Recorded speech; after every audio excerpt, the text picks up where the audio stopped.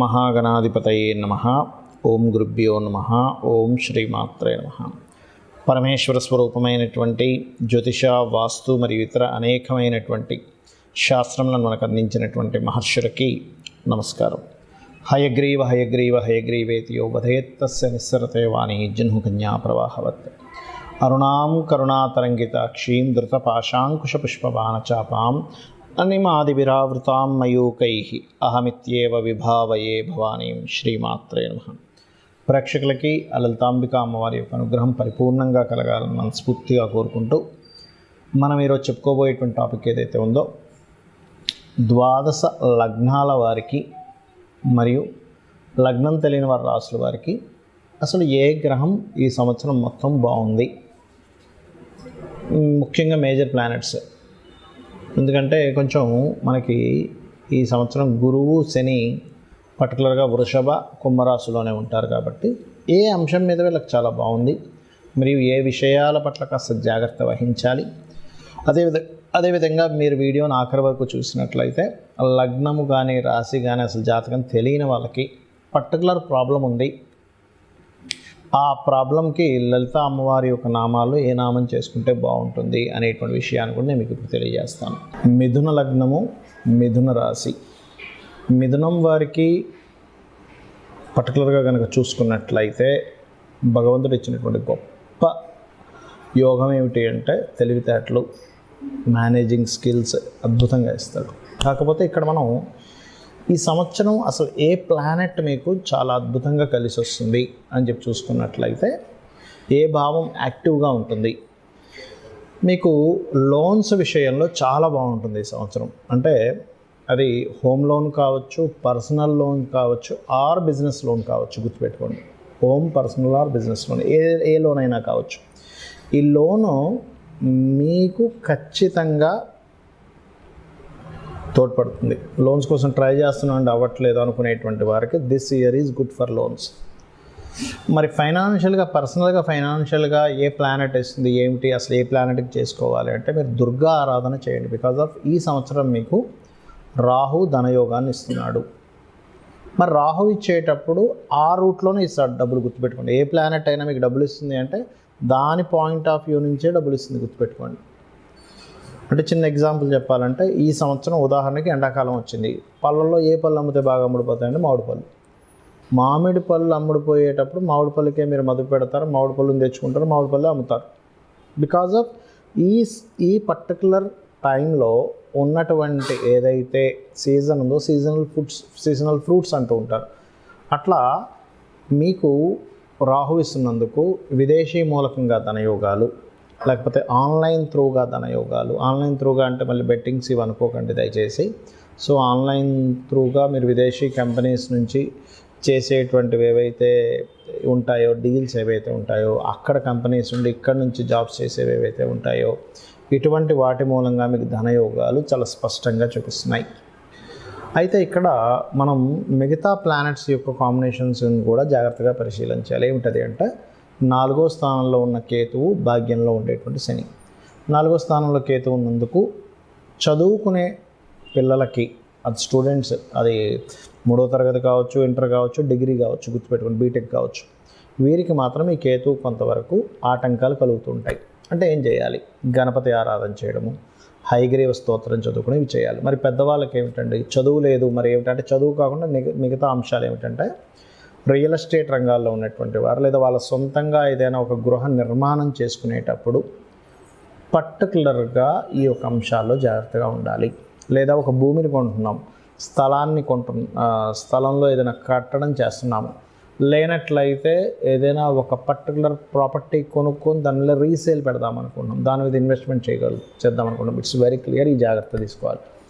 9th హౌస్లో Saturn ఉన్నందుకు ఇది కొంచెం చేంజ్ని చూపిస్తుంది. అంటే మీరు ఉన్న ప్రదేశం నుంచి ఉద్యోగరీత్యా ఆర్ గృహరీత్యా మార్పు జరగనుంది అనేటువంటి చాలా స్పష్టంగా చూపిస్తుంది. కాబట్టి ఈ చేంజెస్ ఖచ్చితంగా ఉంటాయి. కాకపోతే పెద్ద మొత్తంలో మనీ ట్రాన్సాక్షన్స్ చేసేటప్పుడు కొంచెం తండ్రి గారి ఆరోగ్య విషయంలోని ఈ 9th హౌస్లో ఉండేటువంటి సాటర్న్ కొంత ప్రభావం మీకు చూపిస్తూ ఉంటుంది. మరి ఇక్కడ మీరు చేయవలసిన దేవతా ఆరాధన ఏమిటి? అమ్మవారి యొక్క ఆరాధన చేయండి, అన్ని విధాలా మీకు బాగుంటుంది. గణపతి ఆలయాలకు రెగ్యులర్గా వెళ్తూ ఉండండి. శనీశ్వరుడి దగ్గర దీపారాధన చేయండి. ప్లస్ దీంతో పాటు వెంకటేశ్వర స్వామి ఆలయాలకు వెళ్ళండి. అన్ని విధాలా బాగుంటుంది. చాలామందికి వాళ్ళ జన్మ నక్షత్రం కానీ, లగ్నం కానీ, రాశి కానీ ఏమీ తెలియదు. కాకపోతే ఒక ప్రాబ్లం మాత్రం వాళ్ళని వేధిస్తూ ఉంటుంది. ఇటువంటి వాటికి ఏమీ అసలు మీరు రూపాయి ఖర్చు పెట్టకుండా అమ్మవారి నామాల్లో ఒక పర్టికులర్ నామం కనుక మీరు తీసుకొని కనుక రెగ్యులర్ చాంటింగ్ చేయగలిగితే అమ్మవారి యొక్క అనుగ్రహంతో మీకు ఖచ్చితంగా ప్రాబ్లం అనేటువంటిది క్లియర్ అవుతుంది. అందులో ఎటువంటి సందేహం లేదు. అది నేను మీకు 1 by 1గా చెప్తాను. నేను చాలామందికి అమ్మవారి అనుగ్రహంతో నా గొప్పతనం కాదు, చాలామందికి నేను సజెస్ట్ చేయడం జరిగింది. కొన్ని వేల లక్షల మందికి అది వర్కౌట్ అయినటువంటి విషయాలు ఇప్పుడు నేను మీకు చెప్తాను. పాయింట్ నెంబర్ 1, మనం చూడండి, ఎవరైనా లైఫ్లో చిన్నప్పటి నుంచి కూడా అసలు ఏ కోణాన వాళ్ళు సంతోషంగా లేరు, ఎప్పుడు ఇన్సెక్యూరిటీగా ఉన్నారు, ఎదగలేకపోతున్నారు అంటే ఒకటే గుర్తుపెట్టుకుని వాళ్ళ జన్మజాతకంలో లగ్నం పాడైపోయింది పూర్తిగా. అందుకని ఎప్పుడు స్ట్రగుల్ చేస్తూ ఉంటారు. వాళ్ళు చాలా మంచి వాళ్ళు అయి ఉంటారు, ఎవరికి ఇబ్బంది పెట్టరు, కానీ స్ట్రగుల్ ఫేస్ చేస్తున్నట్టు వాళ్ళకి అర్థం కాదు. అరే అన్యాయం చేసేవాడు హ్యాపీగా ఉన్నాను, నేను ఎందుకు ఇలా ఉన్నాను అనిపిస్తూ ఉంటుంది. దానికి కారణం తెలియకుండానే వాళ్ళు పాస్ట్ లైఫ్లో చేసిన ఒక కర్మ. దానికి మరి ఏమిటి అంటే సింపుల్గా గుర్తుపెట్టుకోండి. 2 చెప్తాను ఇక్కడ విషయాలు. 1 శ్రీమాత్రే నమః అమ్మవారి నామాల్లో, లేదా జై గురుదత్త, శ్రీ గురుదత్త అనుకుంటూ ఉండండి. మీరే చూస్తారు ఇది ఎంతసేపు చేయాలి, ఎన్నిసార్లు చేయాలంటే 40 minutes ఖచ్చితంగా చేయాలి కూర్చొని. ఎనీ మంత్ర ఇక్కడ నుంచి నేను చెప్పబోయే ప్రతి మంత్రము మినిమం 40 minutes చేయాలి. ఇంకా నాకు ఎక్కువ కష్టం ఉందంటే గంట సేపు చేయండి. రోజులో మనం కొన్ని గంటల తరబడి ఏవేవో పనుల్లో మనం టైం వేస్ట్ అవ్వడమో ఇట్లాంటివన్నీ జరుగుతూ ఉంటాయి. ఇది మీకు పెద్ద విషయం కాదు. స్థిరంగా మీరు కూర్చొని చేయగలిగితే మీ లైఫ్ని మారుస్తుంది ఇది, రైట్? ఇక మరి కొంతమందికి ఫైనాన్షియల్ ఇబ్బంది ఉంటుంది.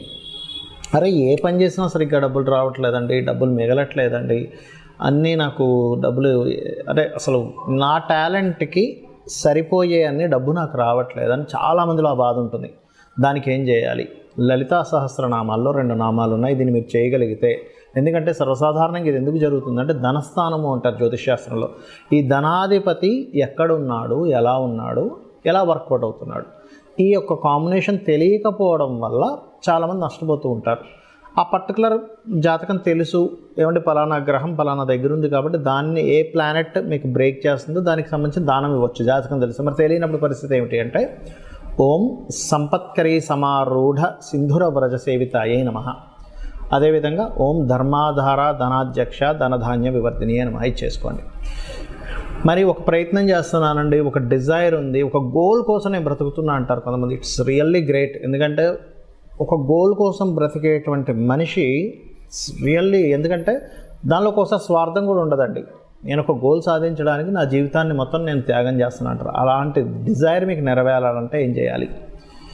మీరు నవగ్రహాల్లో, ఇది ఒక్కొక్క జాతకానికి డిఫరెంట్గా ఉంటుంది, బట్ యూనివర్సల్గా ఒకటి చెప్తాను నేను మీకు ఇప్పుడు. అదేమిటంటే నవగ్రహాల్లో పర్టికులర్గా గుర్తుపెట్టుకోండి, మీరు బుధగ్రహము శుక్రగ్రహము గుర్తుపెట్టుకున్న బుధ శుక్ర గ్రహాల దగ్గర దీపారాధన చేసి ఒక 9 ప్రదక్షిణాలు చేసుకొని అదే ఆలయంలో ఉన్న స్వామివారికి ఒక 3 ప్రదక్షిణాలు అమ్మవారికి కానీ స్వామివారికి కానీ చేస్తూ మీరు ఏం చేస్తారంటే ఈ గోల్ ప్రాసెస్లో ఏమవుతుందంటే చాలామందికి అరే నా జీవితం ఏమైనా నేను కోల్పోతున్నానా, నన్ను నేను కోల్పోతున్నానా అని ఒక చిన్నగా ఈ ట్రావెల్లో వాళ్ళకి డౌట్ వస్తుంది.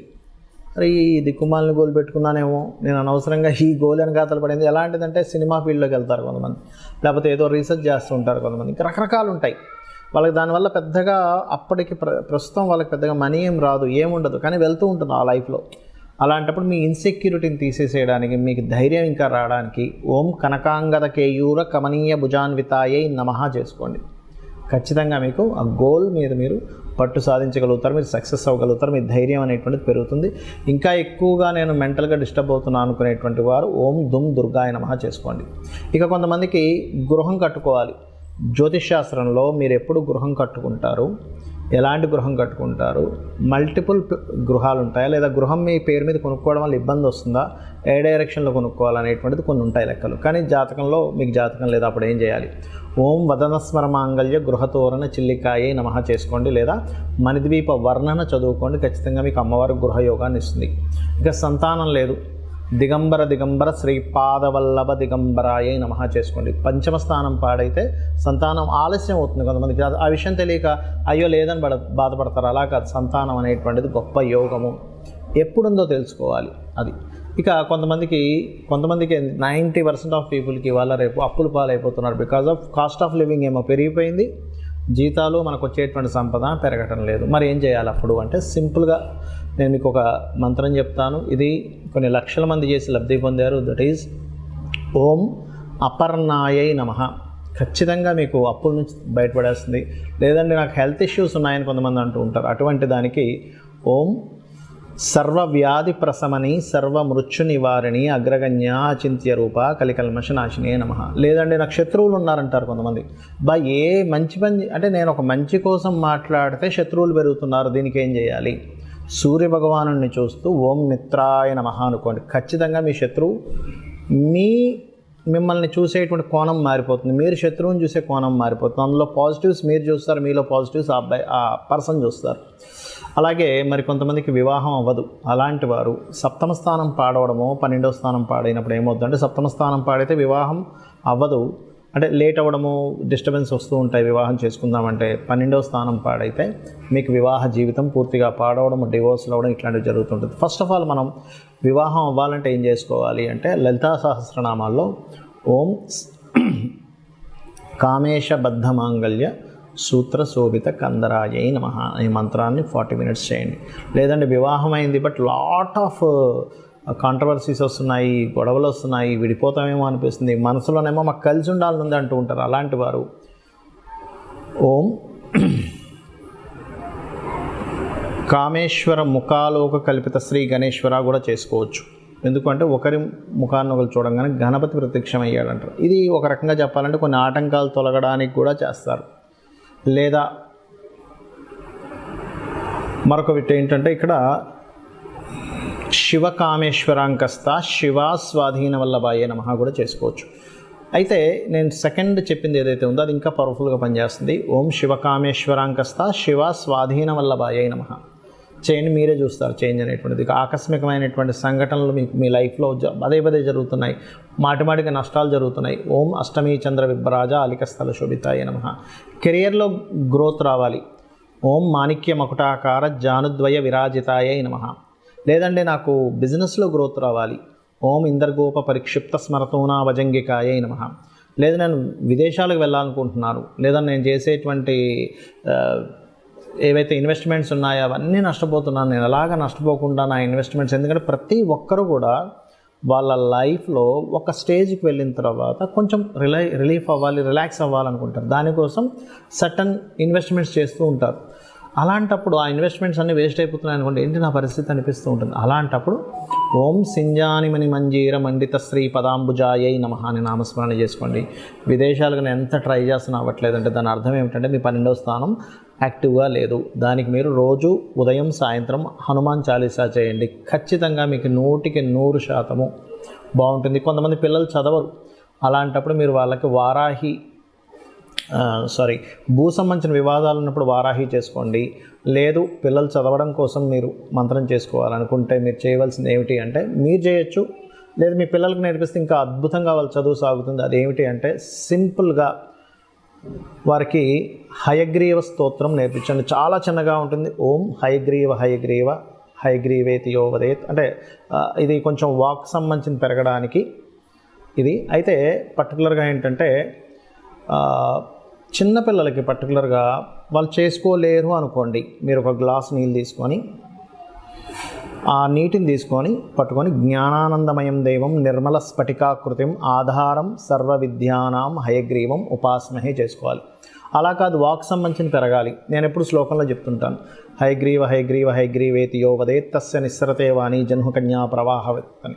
అది చేసుకున్నట్లయితే అన్ని విధాలా బాగుంటుంది. సో మీరు ఇవి చేసుకొని జాతక చక్రం ఇలా ఉంది అలా ఉంది ఏమీ భయపడకుండా మీరు అద్భుతమైనటువంటి అమ్మవారి అనుగ్రహాన్ని పొందాలని మనస్ఫూర్తి కోరుకుంటూ శ్రీమాత్రే నమః.